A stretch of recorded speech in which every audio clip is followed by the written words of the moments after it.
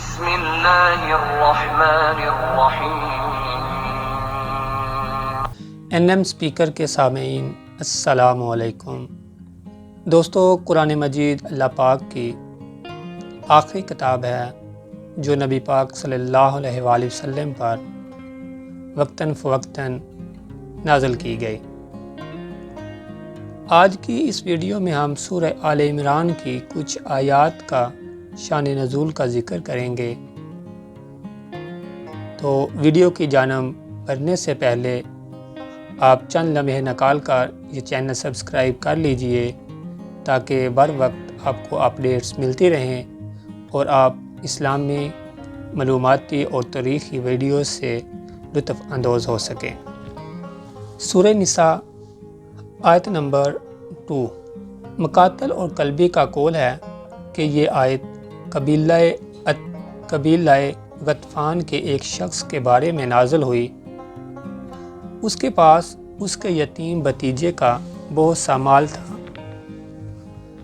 یتیم بھتیجا جب بالغ ہوا تو اس نے اپنے چاچا سے اپنے مال کا سوال کیا۔ اس کے چاچا نے دینے سے انکار کر دیا۔ چنانچہ یہ دونوں یہ معاملہ لے کر نبی کریم صلی اللہ علیہ وآلہ وسلم کے پاس گئے۔ اس پر یہ آیت نازل ہوئی۔ جب اس کے چاچا نے یہ آیت سنی تو اس نے کہا، یعنی ہم نے اللہ اور اس کے رسول کے حکم کی اطاعت کر لی، ہم گناہ کبیرہ سے اللہ کی پناہ مانگتے ہیں۔ اور اس نے بھتیجے کا اس سارا مال اس کے حوالے کر دیا۔ پھر رسول اللہ صلی اللہ علیہ وآلہ وسلم نے فرمایا، اس سے نفسانی سے بچ گیا اور اس نے اس طرح اپنے غلط موقف سے رجوع کیا تو وہ اپنے گھر میں آباد ہو گیا، یعنی جنت میں۔ یتیم نوجوان نے جب اپنا مال اپنے قبضے میں کر لیا تو اس نے سارا راہ خدا میں خیرات کر دیا۔ تو نبی کریم صلی اللہ علیہ وآلہ وسلم نے فرمایا، یعنی اجر تو جر پکڑ گیا یا ثابت ہو گیا اور بوجھ باقی رہ گیا۔ صحابہ کرام رضی اللہ تعالی عنہ نے رسول اللہ صلی اللہ علیہ وآلہ وسلم سے پوچھا، ہم یہ تو جان گئے کہ اجر ثبت ہو گیا، لیکن بوجھ باقی کیسے رہا؟ تو نبی کریم صلی اللہ علیہ وآلہ وسلم نے وضاحت کے ساتھ جواب دیا کہ اجر تو لڑکے کے لیے ثبت ہوا، لیکن بوجھ والد پر باقی رہا۔ آیت نمبر 3۔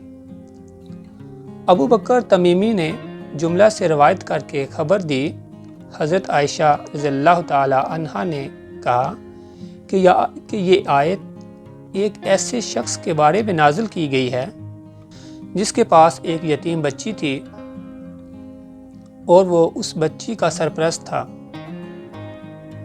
اس یتیم بچی کا مال تھا، اس کا کوئی سردار نہ تھا جو اس کی طرف سے یا اس کی حمایت میں جھگڑا کر سکے۔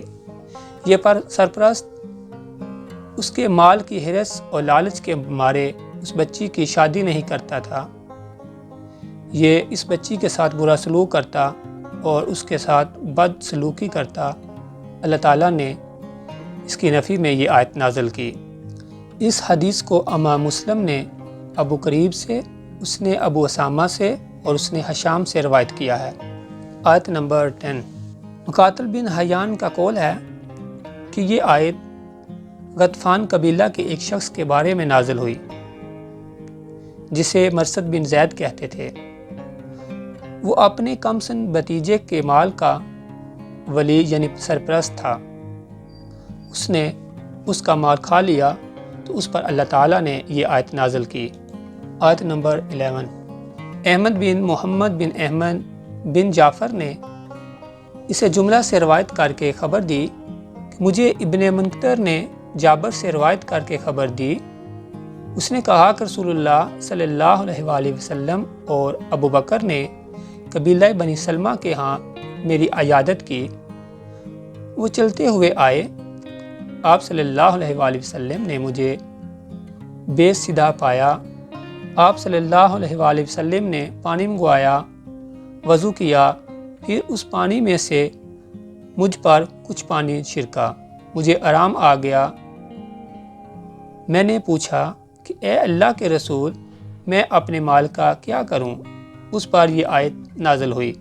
اس حدیث کو امام بخاری نے ابراہیم بن موسیٰ سے، اس نے حشام سے روایت کیا ہے، اور امام مسلم نے اس حدیث کو محمد بن حاتم سے، اس نے حجاز سے، اور دونوں نے ابن جری سے نقل کیا ہے۔ آیت نمبر 22۔ راوی کا قول ہے کہ یہ آیت حسن بن ابی قیس کے بارے میں نازل ہوئی، جس نے اپنے باپ کی بیوی یعنی اپنی ستیلی ماں سے شادی کی تھی۔ اس کا نام کبیشتہ بنت معین تھا۔ دوسرا شخص جس کے بارے میں یہ آیت نازل ہوئی، سود بن خیف، جس نے اپنے باپ کی بیوی یعنی اپنی ستیلی ماں سے شادی کی۔ تیسرا شخص صفوان بن امیہ بن خلف تھا، جس نے اپنی ستیلی ماں فاختہ بنت اسود بن مطلب سے شادی کی۔ اور چوتھا شخص منظور بن زبان تھا، جس نے اپنے والد کی بیوی یعنی اپنی ستیلی ماں ملیکہ بنت خارجہ سے شادی کی تھی۔ اشعث بن سوار کا قول ہے کہ ابو قیس فوت ہو گیا۔ یہ شخص انصار کے نیکوکار لوگوں میں سے تھا۔ اس کے بیٹے قیس نے اپنے باپ کی بیوی کے ساتھ منگنی کی تو اس نے اس سے کہا کہ میں تم سے ایک بچے کا وعدہ کرتی ہوں، لیکن میں رسول اللہ صلی اللہ علیہ وآلہ وسلم کے پاس جا کر ان سے اجازت لوں گی۔ چنانچہ وہ رسول اللہ صلی اللہ علیہ وآلہ وسلم کے پاس آئی اور اس نے آپ صلی اللہ علیہ وآلہ وسلم کو اس صورتحال کی اطلاع دی۔ اس پر اللہ تعالیٰ نے یہ آیت نازل کی۔ آیت نمبر 24۔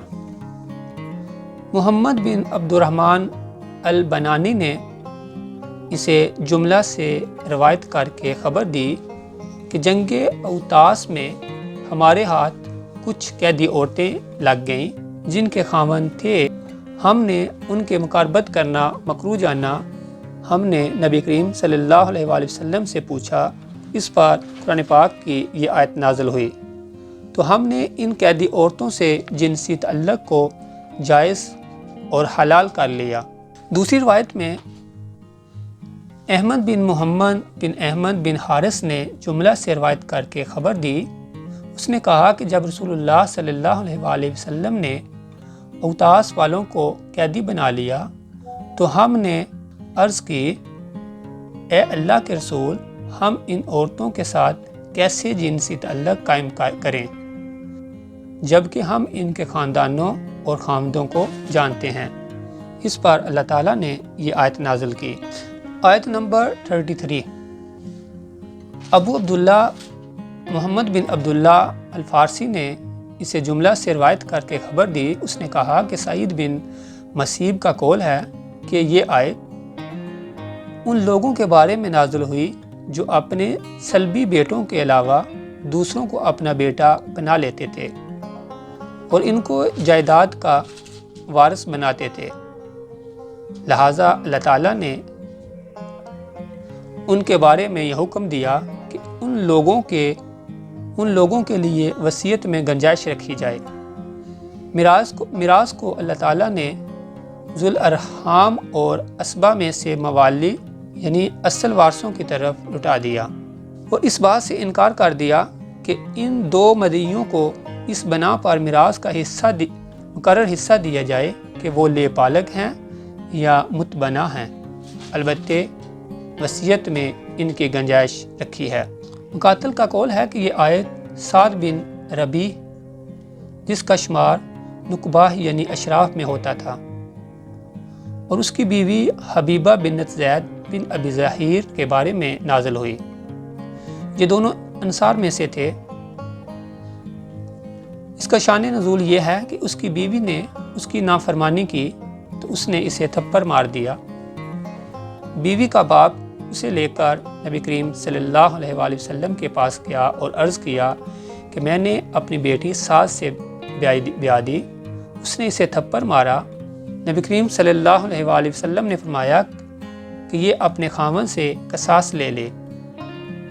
چنانچہ اور اپنے باپ کے ساتھ خاوند سے قصاص لینے کے لیے چلی گئی۔ نبی کریم صلی اللہ علیہ وآلہ وسلم نے فرمایا کہ واپس لوٹو، یہ جبریل امین میرے پاس آئے ہیں اور اللہ تعالیٰ نے یہ آیت نازل کی ہے۔ رسول اللہ صلی اللہ علیہ وآلہ وسلم نے فرمایا، ہم نے ایک بات کا ارادہ کیا تھا، اللہ تعالیٰ نے دوسری بات کا ارادہ کیا، اور جس بات کا اللہ نے ارادہ کیا وہ بہتر ہے۔ نبی کریم صلی اللہ علیہ وآلہ وسلم نے قصاص کا حکم واپس لے لیا۔ آیت نمبر 43۔ ابو عبداللہ بن ابی اسحاق نے جملہ سے روایت کر کے خبر دی، انہوں نے یعنی حضرت عائشہ رضی اللہ تعالی عنہا نے کہا، ہم رسول اللہ صلی اللہ علیہ وآلہ وسلم کے ساتھ سفر میں نکلے، حتیٰ کہ ہم بداح یا ذات حبیش پہنچے۔ میرا ایک ہار ٹوٹ کر گر گیا۔ رسول اللہ صلی اللہ علیہ وآلہ وسلم نے اسے تلاش کرنے کے لیے کہا اور لوگ بھی ان کے ساتھ ٹھہر گئے۔ نہ تو یہ جگہ پانی والی تھی اور نہ لوگوں کے پاس پینے کے لیے پانی تھا۔ لوگ حضرت ابو بکر صدیق رضی اللہ تعالی عنہ کے پاس آئے، انہوں نے کہا، تم دیکھتے نہیں کہ عائشہ نے کیا کیا؟ اس نے رسول اللہ صلی اللہ علیہ وآلہ وسلم اور ان کے ساتھ لوگوں کو ٹھہرا لیا، جبکہ اس جگہ پر پانی بھی نہیں ہے، یعنی ایسی جگہ پر روک دیا کہ جہاں پانی تک نہیں اور نہ ہی لوگوں کے پاس۔ تب ابو بکر صدیق رضی اللہ تعالی عنہ آئے۔ اس وقت رسول اللہ صلی اللہ علیہ وآلہ وسلم میرے زانو پر سر ٹکائے سو رہے تھے۔ حضرت ابو بکر صدیق صلی اللہ تعالی عنہ نے مجھ سے کہا کہ تم نے رسول اللہ صلی اللہ علیہ وآلہ وسلم کو روک لیا اور آپ کے ساتھ دوسرے لوگ بھی ہیں، جبکہ نہ تو لوگ پانی والی جگہ پر ہیں اور نہ ہی ان کے پاس پانی ہے۔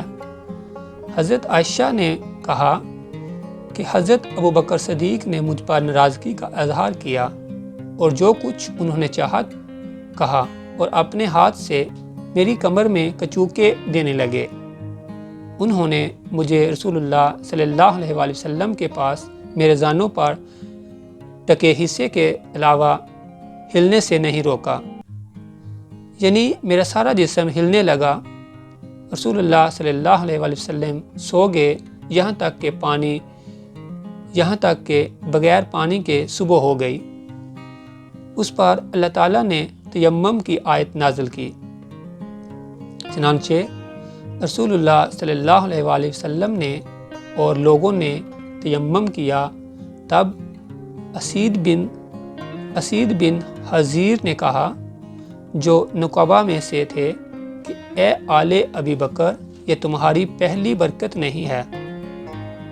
حضرت عائشہ رضی اللہ تعالی عنہا نے کہا کہ پھر ہم نے اس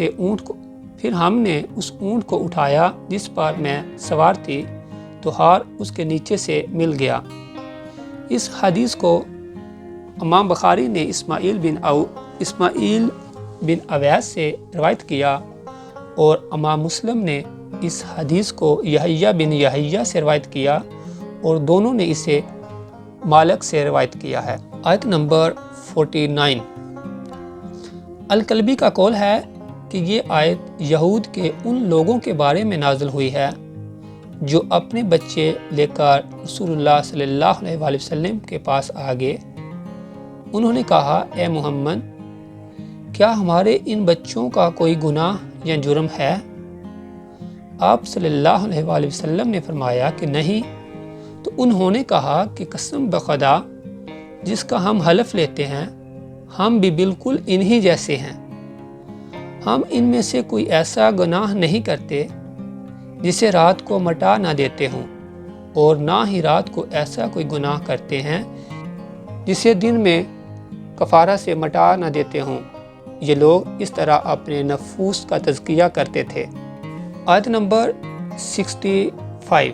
یہ آیت زبیر بن عوام اور اس کے مخالف حاطف بن ابی بلتعہ اور دوسرے قول کے مطابق سلبہ بن حاطب کے بارے میں نازل ہوئی۔